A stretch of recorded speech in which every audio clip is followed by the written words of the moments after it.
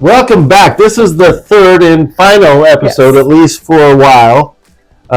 We have some more exciting people coming on. Absolutely. We're excited about that. But this is our third and final episode. The first episode, I felt like it was, let's focus on that pause, let's regroup, if you will. The second episode was moving forward, and, as we're moving forward, there's going to be challenges.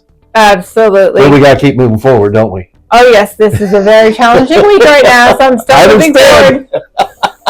Filter, keeping my mouth shut, not inserting foot, and getting myself in trouble. I've had to pause this week. Oh, yes. So have I. So we're going to conclude this series. You met a group, or you got involved with this group, Yes. and I saw your daughter's video. I was actually watching it when Junie and I were out for a walk. And that way I'm not distracted, Right. And Wait a minute. Junie doesn't distract you? Junie, on the walks, the first 5-10 minutes, she's sniffing around, but then she walks a straight line. Oh, man. I'm telling you, she's awesome. I love her. You know that. Oh, yes. She's amazing. I've been showing that picture, though, of her crawling up to you. And you got that picture, and I've been showing that off because I'm like, look at Judy just like trying to sneak up on her or whatever. It was I so had cool. treats. Did you have treats in your I hand? had She's like, treats in my pocket, and I wanted to see what she would do if she thought I had treats, because it wasn't nice the last time I kept her. It was ice cold. yeah, that's true. And so it's nice out. I figured I'd let Junie do some exploring, see what she did. She figured out I had the treats in my pocket. So she's trying to pull a ninja move to come get the treats and eat them all in one sitting. I was like, no. I see you. But that was a great photo. I love it. So I've been showing that photo off a lot. She's got personality. She does. All right, well, let's get back on to... So this group you met, talk about this group. I'm sure they'll enjoy the shout out anyways. Oh, they would love it. Jeff and Sheila Brawley run what's called Encounter Ministries up at the Lake of the Ozarks. They also... I used to live up there. Did you know that? No, I did not know that. Yeah, on Gravel Mills. I lived up there for 14 months. I pastored a church. Did not know that. Yeah, that was years ago. And so so Jeff went off to the men's encounter and came back a changed husband. And so he took over that ministry and began to grow the men's side. Well, Sheila on the women's side talks about how the idol of jealousy got a hold of her, and she says, I wish there was something for women because I'm a little jealous. You get to have this time with the Lord and I don't. And I'm paraphrasing her testimony because it's an amazing testimony. And by our testimony, in Revelations, it says we help others find the Lord. So she's helping others finding the Lord through her walk with her husband doing Encounter Ministries. And so eventually they started what's called Ashes to Beauty for the women's side. And I had heard about Ashes to Beauty when my life looked like it was falling apart, but it was actually falling together. I love that. But I had no one to watch my kids to go off for 3 days at that time and do Ashes to Beauty. But finally there came a point in our walk where my kids were old enough. I had enough solid people in my life that I could leave the one that was still at home, who was over the age 18. Let me say that. Over the age 18. Could stay a couple of days by themselves. And I had other people who she could turn to if something happened while I was gone. And I finally took the time, or the pause, to work on me. And that is something that we can use throughout this journey. Correct. I took a pause, I took a weekend, and I just got intentional with the Lord. It took 2 times as an attendee to walk through their systematic process to admit to everything that I had struggled with or was struggling with to be able to go and serve. And because of having that connection and that group, that base of good, godly friends, when I encounter challenges, obstacles, or things that would, in the trauma world, we call them triggers, occur, that could send me spiraling into depression or anxiety or even suicidal potential. Okay. I have a group of people who are trained, who know how to handle it. And like I said, back in February, I had an incident that typically would send me spiraling, and I would be crying for weeks, months, years because of it. Instead of letting it spiral, I reached out. First, I reached out to them. Mm-hmm. Then I reached out to you and said, hey, I need prayer. Here's what just happened. They immediately responded and immediately started praying for me. We made a plan to meet that Thursday at something called a Life Campus. This is a discipleship program after you go to Encounter Ministries, whether it's Ashes to Beauty, a men's encounter, or I Still Do for married or engaged couples, that you are surrounded by good, godly people to keep you on that straight and narrow. We met that Thursday. We talked about everything before, during, and after. And I just told him, I've got ants in my pants. I literally have ants in my pants. I've got to get to what they call Encounter Cove, is where they hold the Encounter Ministries events. I was like, I just got to get up there. I got to get up to the chapel. I've got to have my time with the Lord, and me and him duke it out, is what I told them. And they're like, okay. I said, I've reached out to Jeff and Sheila, and I'm waiting on a reply. They still haven't replied. I know we're getting ready for another event, so they're probably busy like nobody's business. And I said, do you think they'll be offended if I just show up and go up to the chapel and use the chapel? Absolutely not. You tell me when you leave. You tell me when you get back. Da-da-da-da-da. I literally drove up, took a picture of the sign that they have of a Bible verse of being still, finding peace, and all this other stuff as you come into the camp, and sent it to Sheila. And I said, I'm here. I never heard back from you, but I've got to have my time with the Lord. Yeah. And I went and had my time with the Lord. It took me, a few hours in the chapel with my Bible and some Bible verses I had researched. And the cool thing about it was it took me through communion. In the process of wrestling with God, I went to go, I didn't have a communion cup on me, physically on me. Okay. And so I said, the only thing I can do is forgive these people as my sacrifice to you to take communion, because I don't have a communion cup.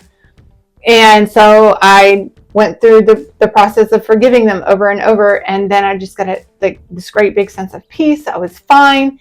I felt like my time up there was done. I could go take a walk and have what I call my lunch date with Jesus, even though he's a spirit being and most people don't see him.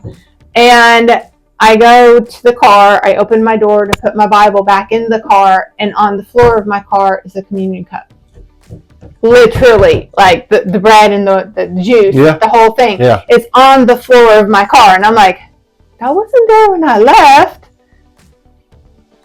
Thank you, Jesus. I'm just going to take it right now. And so I took it right now. And I drove down from where the chapel is, parked my car, had lunch, walked the entire property, which is, if you've never been, it's beautiful. It's calm. It's serene. And I walked it all. And then as I was leaving, I let Sheila know, hey, it was a great time with the Lord. Thank you for letting me using the chapel. She had texted me as I was walking, because I didn't take my cell phone. I wanted to be intentional about my time. And she goes, and so she said she would be praying for me. She said she was so sorry. But God used that whole situation for me to go serve 2 weeks later at Ashes to Beauty and help other women walk through that, because I cannot tell you the number of women that came forward with a similar situation that they were dealing with. You have, and I've met a lot of cool people in my life. I have. That just means I'm old, but aren't we all? No, you're still young. I think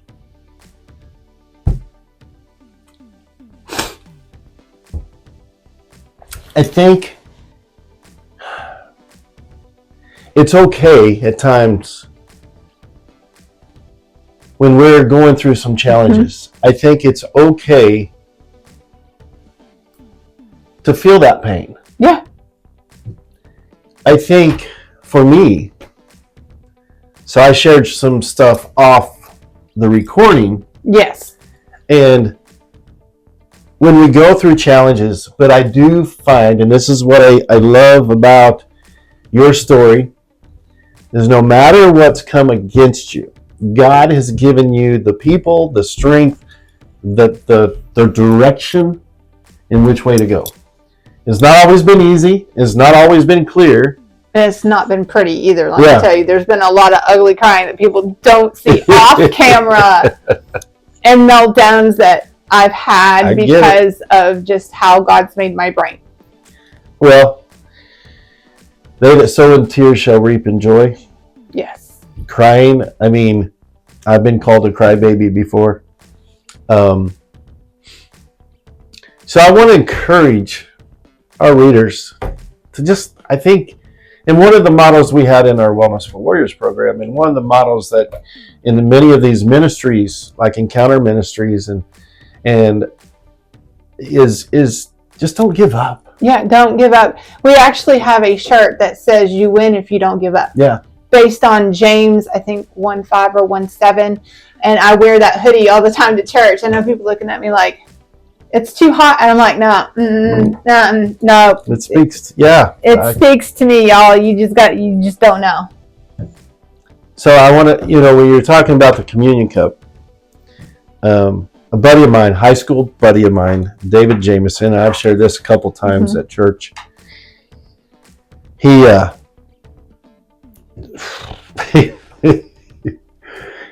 he was an impersonator. He can impersonate. I mean, he could sound like anybody. He was really that good. And he was, just in high school, but he'd been practicing. He was great. And then he tried out for the senior year play. And he was going to try out with the song. Oh, crud. It's on the tip of my tongue. Doesn't matter. It was a very difficult song. Right. It's on the and he got the part to dream the impossible dream. Oh, that was it. That is a very tough song to sing. And he sang this song at the tryouts, and he got the part. I was so proud of him. Kind of jealous, but I was so proud of him. And but we had this little competition going because we were in southeast Missouri at a small town called Doniphan, Missouri. That was where we graduated from, and we lived on Current River. You ever been on Current River? No.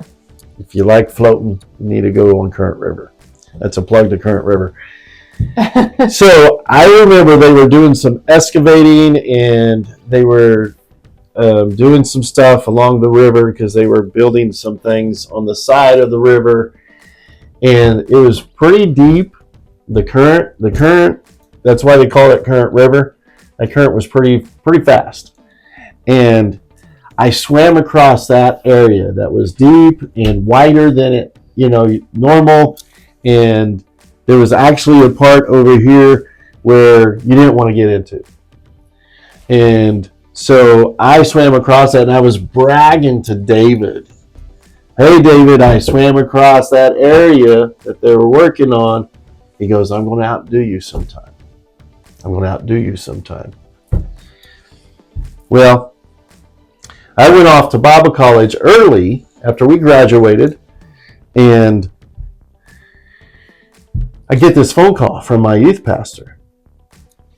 And David and his family were up near Merrimack River near St. Louis, and he was going to swim across and then let me know because it was a bigger river than Current River, and he was going to swim across Merrimack River and then razz me, give me a hard time. But he didn't make it, and he drowned. My youth pastor Leroy called me, and he goes, hey, David passed away trying to swim across Merrimack River. He had this yellow shirt on. David was very modest, so anytime he went swimming, he always kept his shirt on.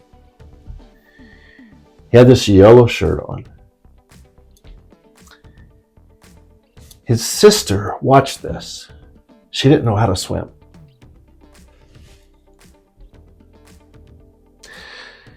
And when it was all said and done, she went back to the car. His yellow shirt was in the car. Now, how this happened, I don't know. And she said, Carrie, I really believe this was God's way of saying it's okay. He's with me. And that shirt was a reminder. And I say that because when you were talking about that cup and you didn't have a communion cup, and then it showed up. Yeah. I will tell you, I felt guilty. Oh, yeah. I felt guilty because you know how kids are, and I felt like had I not bragged about and then I remember he sang that song to dream the impossible dream. For him,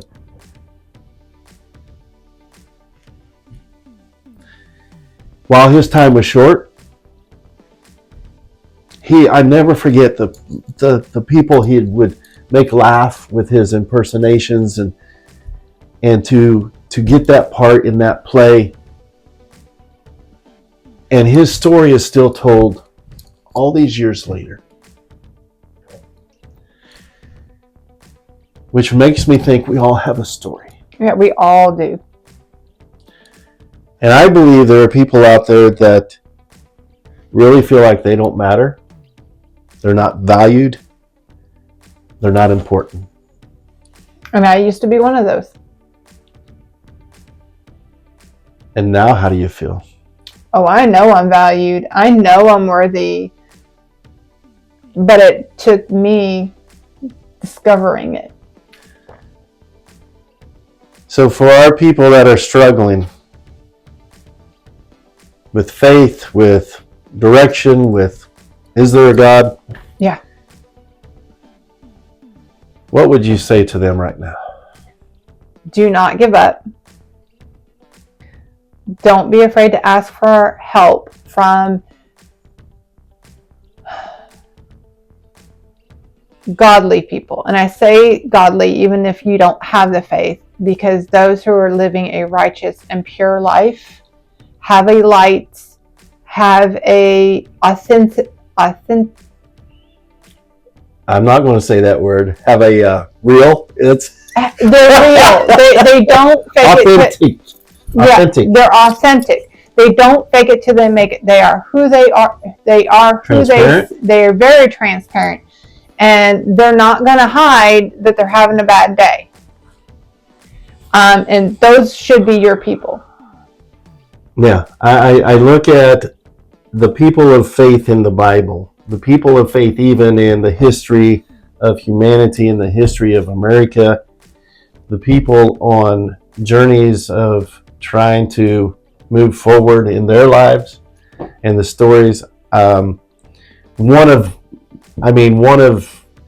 I don't watch a lot of TV, but back in the day, Billy Graham was one of my spiritual heroes. My dad was my spiritual hero. And what I loved about Billy Graham is that he just was really real. He was asked especially when the TVs started getting more popular, more stations were coming on, and of course he was getting up in years at this time, and they said, Billy, you've not had any,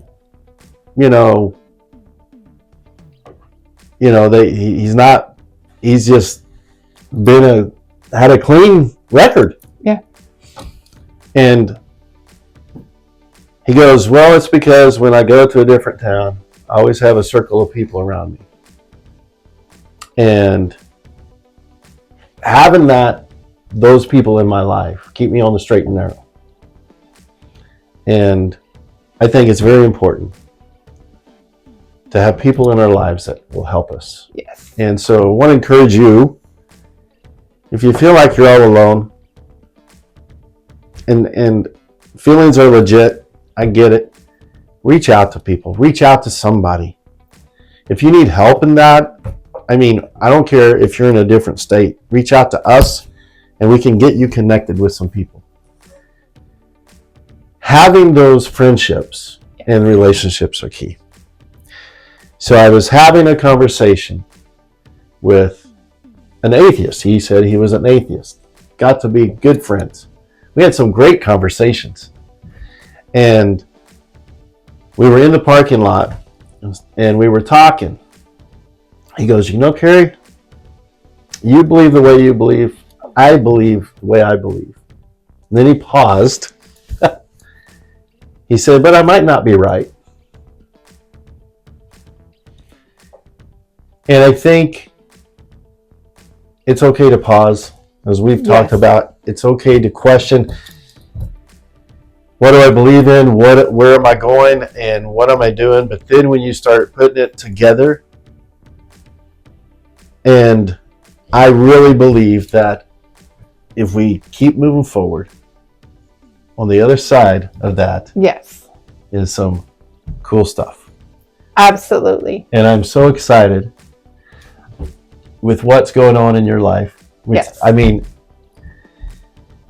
you've gone through some battles and hurdles, and as a person of getting up there in age, I can tell you those battles continue. Absolutely.